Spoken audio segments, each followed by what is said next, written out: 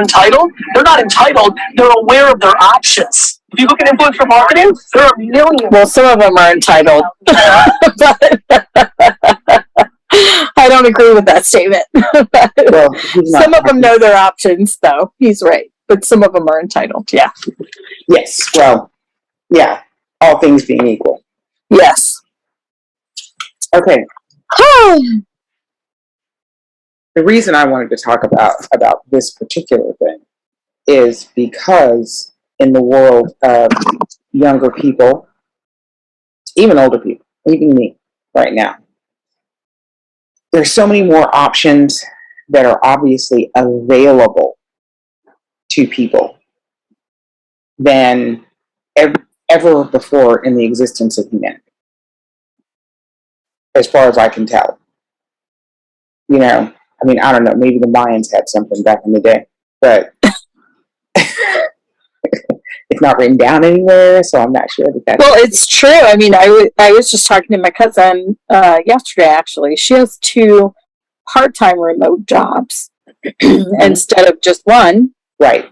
And she's like, you know, if either one of them decide that I have to go back to work, that I, you know, gonna let off one and go with the other one and just get more hours. So it's like so many options. And I know for me, you know, not being in an office, I just don't ever want to go back to that. It gives me the flexibility in so many ways to do what I want, when I want, how I want. I could be in the mountains at my friend's house and be working remotely from there. I could be down in Florida with my family like I am right now.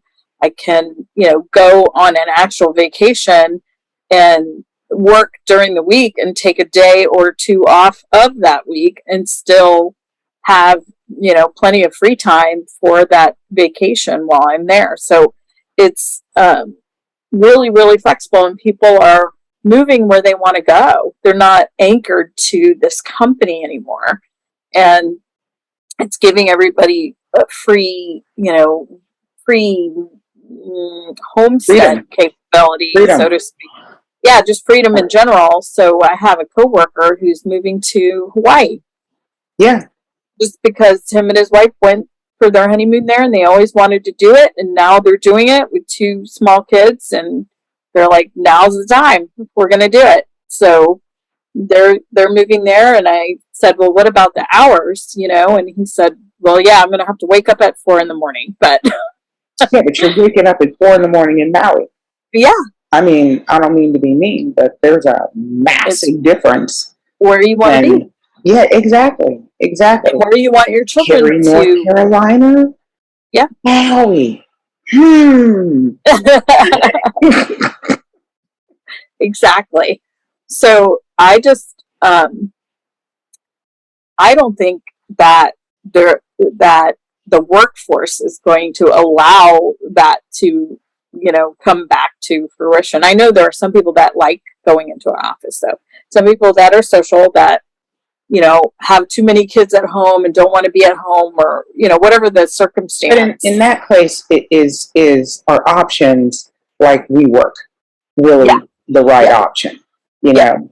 Because one of the things that I started thinking about after watching that clip with Gary Vee was everybody talks about all the stuff that you get to have in your life when you are remote. I was thinking about all the stuff you don't have to deal with. Yeah. When you're remote. You know? You don't have to get up earlier.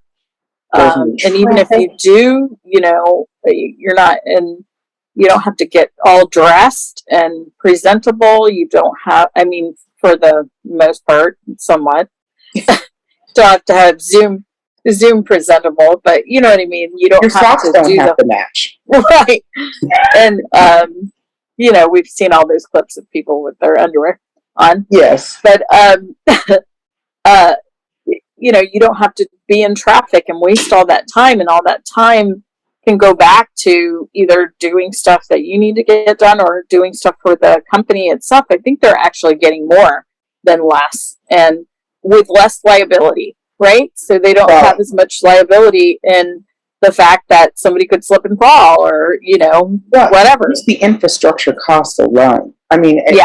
I would love for somebody to do an analysis on the cost of cleaning services, just that alone, over, remote. I don't have to be, in the office, so the office doesn't need to be cleaned anymore. We're not using our resources to heat and cool a place that's 50,000 square feet.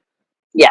It's just like, there's so much that I think is a plus, for remote operations, but there's also the individual autonomy that you get to have, that you don't get to have when you're in an office setting. You're not judged by what you're choosing to wear. You're not, all of the personal judgments and analysis of all the stuff that doesn't have anything to do with your performance of your job. Yep.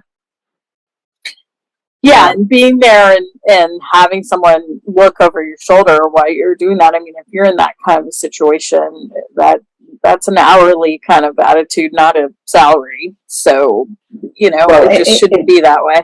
Yeah, and it really shouldn't be an attitude at all. If you feel like you've got to stand with, a whip and get people doing what you need them to do, then either they're not skilled enough, or you're not paying enough to get them to be adult enough to do the job. Yeah, there's a whole bunch of combos in there, but they have to be professional enough, in my opinion, to be given a budget and metrics, or whatever it is that you're being reviewed by every year. Yeah. And give me my goals, my metrics, and my budget, and let me go. And if I'm not the right person to do that job, you're going to find out pretty quickly based on my goals and my metrics. How do you feel about the other side of that equation?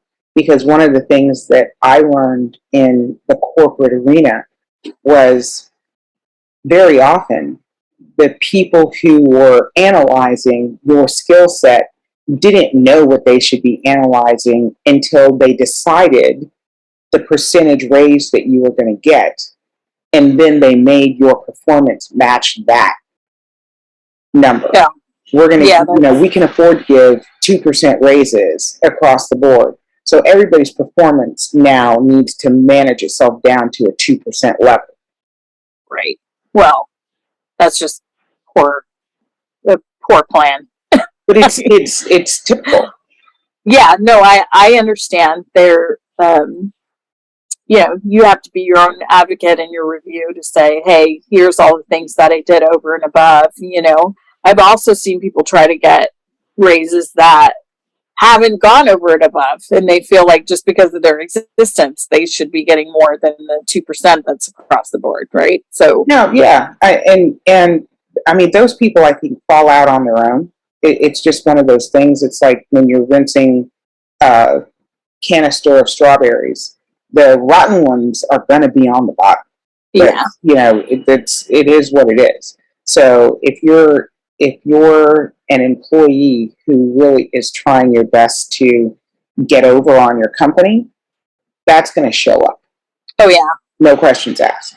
Yeah, but they still, like, the what I call moderate performers, or just getting by kind of people, for that 2%. They still need those workers in some, companies anyway. They still need to keep them and retain them because they have a job to do and a spot they need filled. But how do you motivate them to go above and beyond? I don't know. In this scenario, it's even, like in my example, if you give me those metrics and those goals, and I show you how all the things I've done to exceed the line you've drawn, and we have to agree on that line to begin with, so that's a whole nother thing, because sometimes the goal is not attainable, right? So well, yeah, pie is pie is just not even, that doesn't exist. But you know, if it's actual fair, if it's a fair goal and a fair metric, then, you know, if you go above and beyond that and show that, you should be able to show how you did that and why it's over and above. But I don't know. Where do you feel like above and beyond belongs? Where do I feel like it belongs? Mm-hmm. What do you mean? So, for instance, I go to get coffee. The person who is, you know, providing me the coffee is happy and chipper and, you know, communicating with me nicely and is excited to be able to, you know, fulfill this request of mine. And they treat me really well. And on top of the coffee, they give me a biscotti and say, you know, you have a biscotti, have a great day. It was so great meeting you, yada, yada, yada. That person gets a tip. Mm-hmm. They get a much bigger tip than the person who's just like, number 48. Right. You know what I mean? Yeah. In the corporate model, above and beyond sometimes is unattainable. You can't, like, if I don't have the resources to go above and beyond, Yeah. if I'm serving somebody coffee and I give them a free biscotti and they give me a great tip, that's phenomenal. But if I'm the owner of that business and I say no free biscotti and I berate that employee, yes, they're no longer going to present themselves in a way that makes me want to come back to that establishment. Oh, yeah, yeah. No, I agree with that. So I think the challenge that I have with the corporate version of above and beyond is you get to decide what my tip is, and you get to decide whether or not my performance was above and beyond.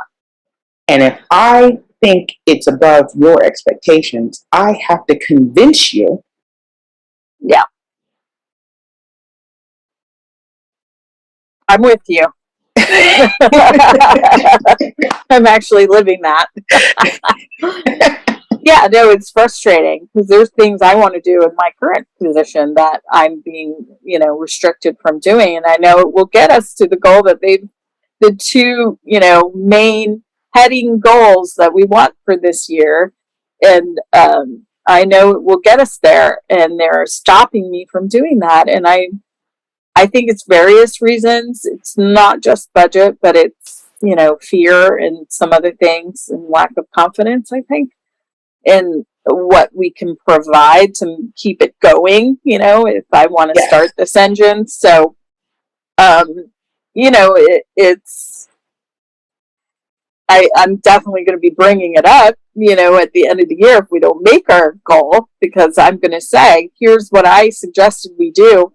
Here's what you needed to do to make that continue to go for the rest of the year. Yes. And if you know, you're not allowing this to happen, is causing us not to meet this goal that you said you wanted. So and I don't know how to get you there if you don't allow me to do what I know is the right thing. So, well, yeah, you can't put, you know, a Formula One race car driver in a Chevy Chevette and be like, go win.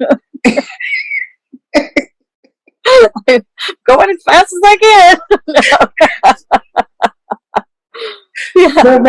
No matter how skilled you are as a driver, yeah, the car just is not going to perform. And then you can't judge me based on my performance when you gave me a Chevy Chevette. Yeah. I brought the Formula One skills to the table. You brought the Chevy Chevette to the table. Well, and you're telling me it's my responsibility to turn that into a race car. Yeah.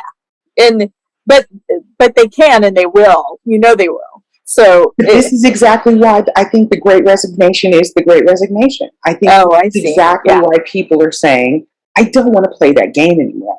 Oh, yes. I want to be able to do a job, get a paycheck, move on with my life.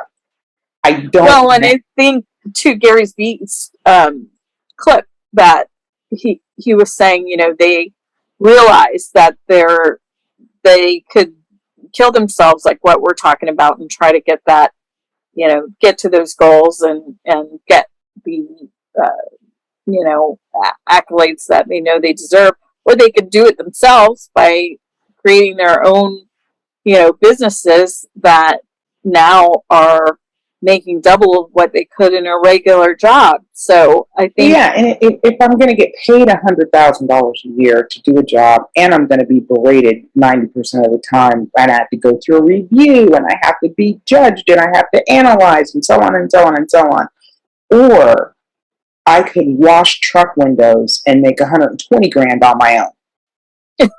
right, Why would I do that? right, yeah. So, and to his point of corporations and people or businesses are all concerned about the great resignation, about people not wanting to do the jobs anymore. And he said, what about when it becomes the great non-application? Like people won't even apply for those jobs. And I'm like, I didn't even think about it from that perspective initially, but I think that's going to happen next. I think the reality is when you've got like Mitch McConnell saying people will come back and work these terrible jobs when they run out of stimulus money. I'm like, how far does he think $600 goes? Oh my gosh, yeah. No, that's not what it's about. And they've lost touch if they think that's what it's about. And but here's the thing, too. The population is at a peak with boomers retiring now. So yes. That is a real life issue. Yes. So coupled with all of this going on at the same time, that peak in the boomers, and all of them are retiring right now. Yes. Like a couple of years. Next 5 years. Yeah. Next 5 years total. They're all getting out. Some of them already have 5 years plus back. When they saw some of this and they were like, peace out. Right? I'm taking the early retirement one out. They're all gone from the workforce. And there's not the population to back it. So companies are going to have... We got to stop abortions from happening in this country. Well, yeah. That's a whole nother topic. Well, I'm just saying there's a whole lot more behind it than just I want to control your body. There is a whole reality behind we've got to have more people pick up this. Oh, I see. Wow. I didn't even think about it that way. Holy crap. Anyway.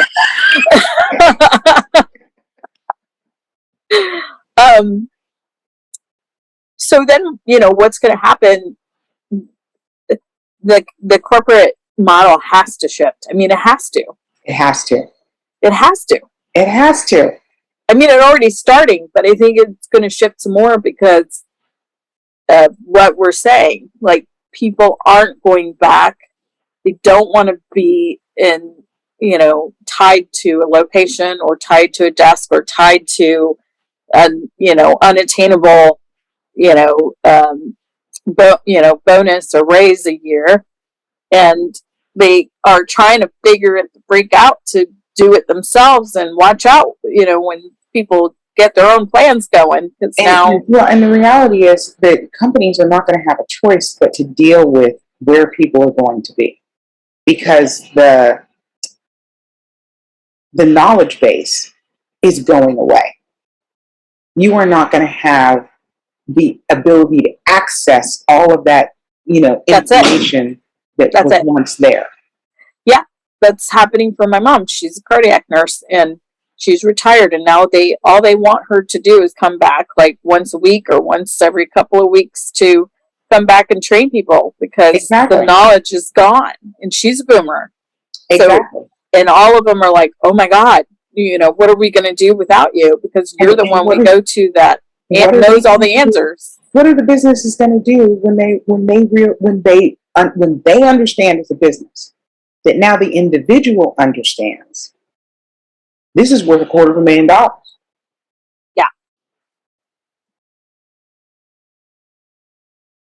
Yeah, it's going to be too late by the time. I mean, really, they would have had to figure this out before any of this happened. And I don't think any of them had the foresight to plan for that. Yeah. And I know even if they did plan for something like this, a pandemic or whatever you want to call it, I still don't think they planned for it correctly, because who would have thought it would go on for this long? It would go on to affect everybody in so many different ways that we didn't, realize. The thing that the pandemic did that was the best thing for the world altogether is it gave individuals the understanding of how advanced technology has actually become. How so? Because so many people never knew Zoom was a thing. Oh, yeah. Yeah. They never understood working remotely, having Wi-Fi meant I literally can sit at Starbucks and literally get all my work done. Yeah. You can be in Australia on vacation and work. Exactly. Yeah. I can go fishing and take a hotspot. Yes. And still be in a meeting. Yep. With a guy in California. That's it. He's in a different state, in a different time zone, and he's on his boat watching his kid surf. I had a call at my company, and one of the attendees was in a pool. Yeah. On his laptop by the pool, and he was physically in the pool having this meeting. So, and I think that is a massive shift in everybody's understanding of how big technology literally has become. Yeah. And nobody knew. Nobody knew. And the next thing is how big access to information actually is. Not just generalized information, like what's the definition of the word become, but how information should be coagulated in a way to be useful in a marketplace. So just like with your mom, she knows as a cardiac nurse, there are certain things that need to happen for a patient in a given situation that is accessible in the hospital and aren't accessible in the hospital, and so on and so on and so on. Yep.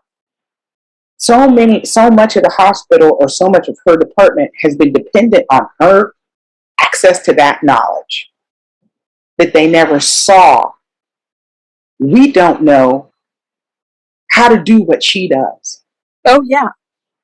So until she becomes inaccessible, we don't know what she knows. Yep. It's true. And now when people like her choose to walk away, the businesses are like, what do we do? Yeah. No, and literally there are people that she was training right before she left, and she actually took them down to where the lab is so they can see like where the lab is, who to talk to, like how to sign things in, blah, blah, blah. And the lab person said, you're the only one who brings people here, who like actually brings people here to show them what to do instead of just telling them and letting them roam. Yeah, go to the lab, fill out this piece of paper. Yeah. And my mom was like, really? Because this is kind of important, So, you mean your labs are a little important, right? So, she was like, really? That's crazy, So, just little things like that to drive home your point that they don't realize what they've lost till it's gone. And yeah. I think when individual people start to realize what they actually have in a knowledge base and the value of that knowledge base, that companies are going to have to get up off their wallets and be like, I'll pay you what I need to pay you, what you deserve. Oh, for real. Because yes, we now know we need that. Yeah. Yes. And back to my initial kind of coffee example, and companies are going to get to the point where they're going to give that employee who gives somebody a random biscotti a raise instead of an admonishment. Yes. Yeah, and that's the way it should be. And that's how it should be. Yeah, and they should have that built in already anyway. And if they don't, then shame on them. The employees should feel like if they do see something worth giving someone because they've had to wait too long or something got dropped on them or whatever it is. Right. Then you have to empower the people to now, you have to keep track of it just like anything else and make sure it's not just somebody randomly giving stuff out all the time. But, there's got to be an easy way to do that. Well, and I think part of it has to do with, you got to know who you're hiring. Yeah. You got to be willing. I think companies have to be willing to start to look at hiring for the kind of company they want to be instead of a body to do a job. Yes. Well, and half of them don't even know the company they want to be. And that's what I'm finding. Say it louder for the people in the back. Like, I'm finding that, and, anonymously, should say, I'm finding that in my own, company that I'm working for right now. It's like, 3 head people, and they all don't have the same vision, and I'm trying to corral them, and it ends up being just a watered down version of what nobody wants. And so it's sad because I know what it could be. I know where certain people want it to go. And I'm, wanting to push it in a whole direction myself, but I can't do that alone. And to get them all in agreement is just, and I think too that they're not even sure of themselves. That's the part of it. They don't even know what they want it to be in order to be confident enough in their opinion to say, no, we're going to do it this way. So that's why it gets all muddied, is because they're also not confident. So I think you're 1,000% right in the reality that the way that companies identify who they want to be is based on either who they want to be like, yes, or who they don't want to be like. And if you're going after the be like group, then you're behind already. Totally screwed. Totally screwed. You're behind already because you're not blazing your own trail and providing something that nobody else does, whatever that is. Exactly. And it could be something minimal. It doesn't have to be a grand, Einstein plan. If you're a technology product provider and your only assessment of who you want to be as a business is, I want to be like Apple, you're going to fail. Yeah. So yeah, you can never compete with that. But even in the small pond that I'm in, it's you're still trying to be like the bigger type fish, and it just never works that way. We need to break out. There's no grouper in the ocean who wants to be a whale. Mm-mm. Like, he's not like saying, I want to be like a whale. I'm good with this. This is who I am. But when there are no whales, then you have to blaze your own trail and try to become one. Well, but the whales that exist in business are organizations who didn't model another organization. Yes. They were who they were, 100%. Yeah. And I think that's the challenge that a lot of companies are going to have in the next 5, 6, 7, 8, 9 years. One, older people are moving out of the workforce. That's all there is to it. They've decided they're done, and they should be done, and it is what it is. Yeah. 2, the model that you used to get those people, go to school, get a degree, come to work, let us beat on you for 35 years, and then that's over. 4, come to work and be judged by everybody based on everything from your hair to your toenail polish, and wind up spending a whole lot of time in a whole lot of meetings that accomplish nothing. That's over. And also, let's try and convince people that working here is the best option that they're going to have. Well, and that comes to also what we were talking about, like identity and authenticity. So if they don't have their identity nailed down and their authenticity nailed down, that kind of comes for full circle with all of this, then you can't have that trickle down. It's not going to, and if it does, it's not strong enough. It's not going to mean anything at the lower level. Yeah. And so then that person at Starbucks that, getting admonished, that it's not trickling down to that. So then what do? So Right. you've got to have that figured out, and you've got to take the time to figure it out. This is my frustration as a marketer. Sidebar. It's that I think I don't get the time to actually figure it out, and perform, sure, but and bring in all the leads in the world, right? Yeah. But I'm trying to actually figure out what it is we want our messaging and our identity and our authenticity to be, and maybe throw in some, some laughter in there, like some humanity of it all. And here's the deal. More than likely, the leaders in your organization, the challenge they have with you figuring it out is they know, they're thinking, if she figures out we don't know, we're going to be in trouble. Well, it's too bad they feel that way, but yes, but they don't want their employees to figure out. They have no freaking clue. Well, yes, I see that, and I've seen it in real life, and I just think it's, if we would all learn to be vulnerable enough, and that's really where it's at. Vulnerable enough to admit to what we don't know and what other people do know, because together as a collective, we could really do something with everybody's input. In a short period of time. Yeah. And I don't know it all. I don't claim to. They know more about their company than I do. They've been with it for 20 years. I don't know about the industry. I'm new. I've only been in it a year. I'm still learning, but I'm bringing other things to the table that they didn't, even have on their radar. So it's, I don't know. I think I was saying this to a friend of mine just yesterday.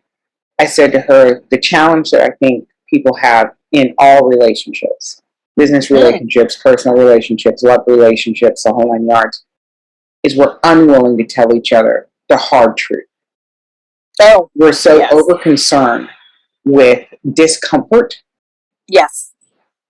That we refuse to tell each other the truth. Yep. Woo-wee, I felt that one. Ding, ding, ding. It's hard. I'm not going to lie. I have a hard time being vulnerable myself. In any relationship. It's not easy, because you don't want to admit to your shortcomings or whatever it is, I think vulnerability is a lot like swimming. The more you do it, the easier it gets. The easier deep water is. I guess that's true. And you might learn something. Yeah, exactly.